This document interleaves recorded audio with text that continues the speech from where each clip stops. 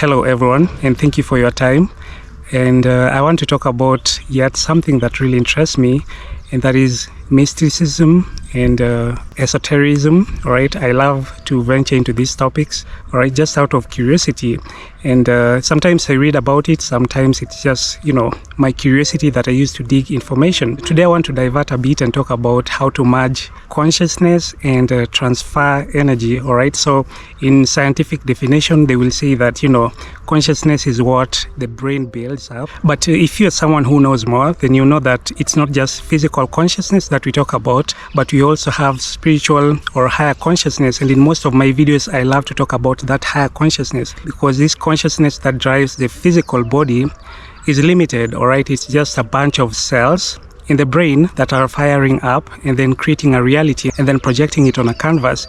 And that is what we perceive as reality. Actually, reality happens in your brain. And so in this video, where I'm going to talk about merging consciousness and transfer of energy, I'm going to talk about these two types of consciousness, working together. Now, this concept of merging consciousness is interesting because it is what underlies, all right, things like thought transfer and clairvoyance, all right.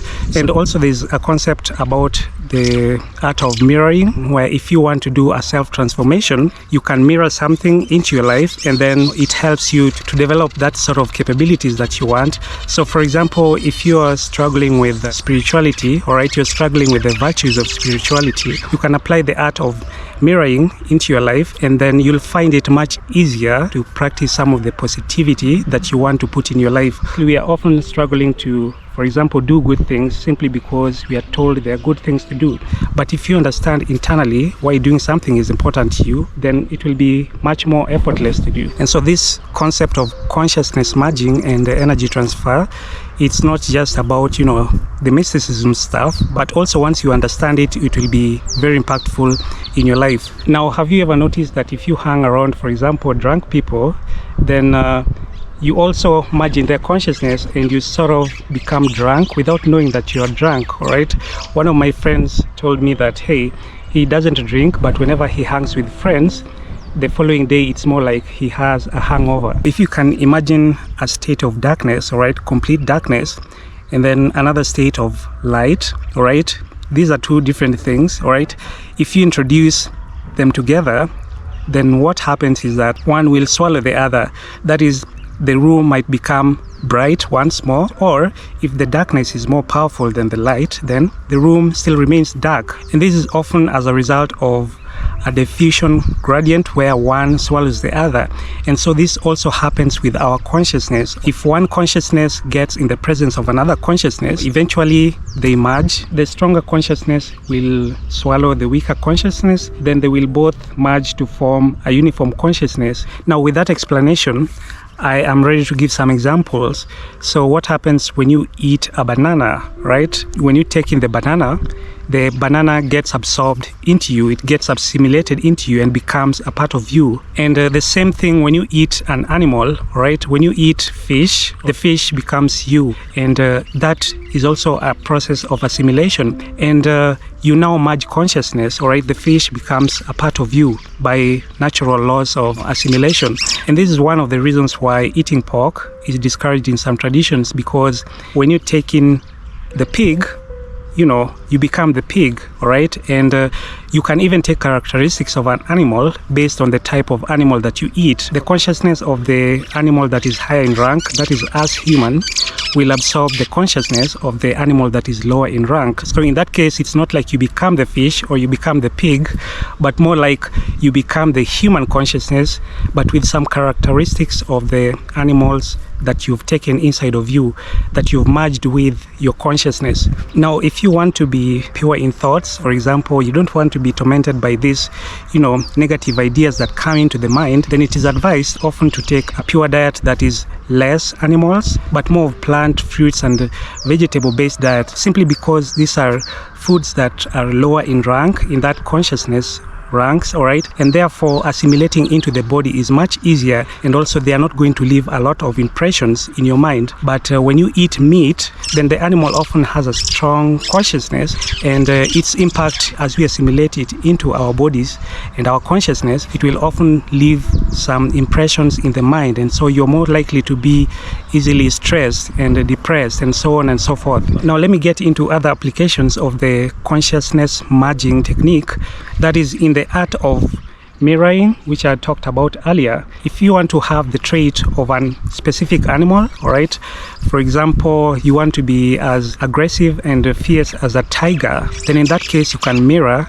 the traits of a tiger into your life. Using the approach of consciousness merging, you have to visualize yourself moving and acting and doing things as a tiger, just by mirroring the way a tiger moves, the way a tiger makes decisions, the way a tiger approaches its prey, the way it sleeps, the way sometimes it just takes its time to be alone and reflect and internalize those traits of a tiger. And in that way, you start merging your consciousness with the consciousness of a tiger, and your brain and mind eventually starts mirroring the traits of a tiger. And if you want to be as slippery and smooth as a snake, do the same.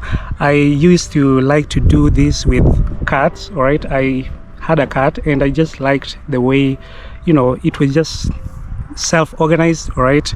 Doesn't bother about a lot, doesn't go looking for some simple pleasures, all right? It will just go hunting on its own, all right, and then come back and sleep. And even if cats have conflicts, it is just something that is temporary. They simply forget very easily, and they cherish the peace of mind above everything, unlike dogs, which will often hold on to conflicts for the good part of their life. And so this is an art of mirroring positive traits from different animals and mirroring them into yourself, and then it helps you to transform the area of your life that you want to transform, and you can become even very aggressive and easy and smooth in your business, for example, or even in how you talk to others, or even in how you handle yourself in the presence of others. Also, for example, if you stare into a flame, all right, if you stare into, say, a burning candle, eventually you start adopting the consciousness of the fire, all right? Your mind becomes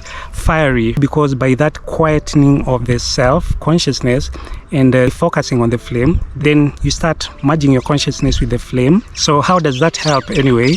Okay, you start developing the characteristics of the fire or the flame that you're merging your consciousness with. Or if you want to understand animals much better, then you can merge your consciousness with the consciousness of the animal, with that of a dog or a cat, all right, your pet, and then that way you'll find yourself bonding so much easily. So consciousness merging is also a great technique to expand your perspective about life. If you merge your consciousness with that of nature, for example, you'll start seeing your life from a different perspective, and so you can become the dog, all right? It's not bad to become the dog or the cat or become the tree, all right? It will often reflect something that you're not able to see when you're so much stuck into yourself. And very fast, another way in which we merge consciousness very fast, because it's really hot here, right, is by falling in love. Now, how do people fall in love?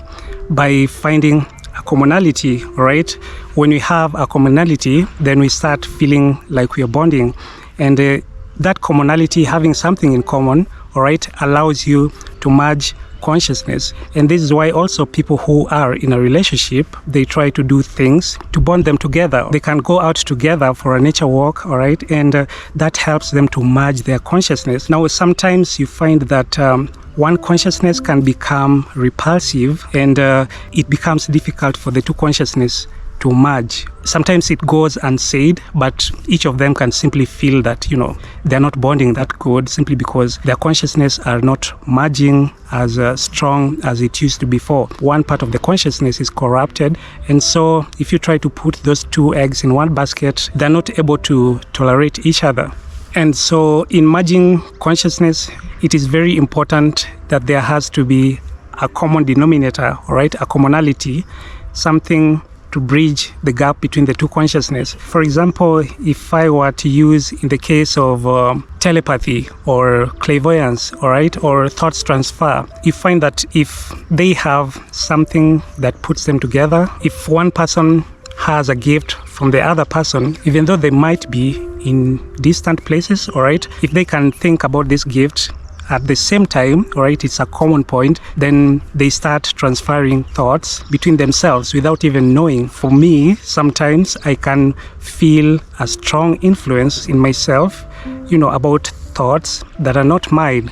And in that case, I can tell that a certain consciousness, all right, is trying to invite itself into me, trying to merge with me. If it's negative thoughts, then, I shut off that consciousness. This video is more of for you to understand how this universal principle, because it's a universal principle, how it works, more than how you can apply it, all right? Because once you know how it works, then you'll be able to spot how it works in different areas of your life, and even how to apply it for yourself. Consciousness merging requires a lot of awareness, all right? Stillness and awareness. If you want to merge your consciousness with nature, for example, you have to tone down everything. Your body has to be calm and your mind has to be clear. And then that consciousness of that nature now starts to have an impact on your consciousness. And this is how also healing happens when you go out in nature. Nature has its own healing energies and auras and properties. And so when you stay long in nature, you find yourself very much rejuvenated, because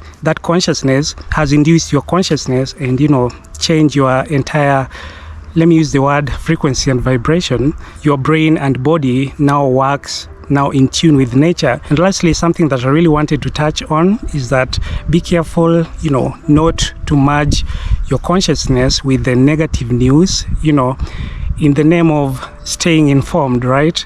There's just a lot of negative news going on out there, and it's just like a digital programming. It's a form of digital programming to alter your consciousness. And in that state of mind, that is when you find yourself becoming so much vulnerable to states of depression and sickness and, mental clutteredness. That is it for now.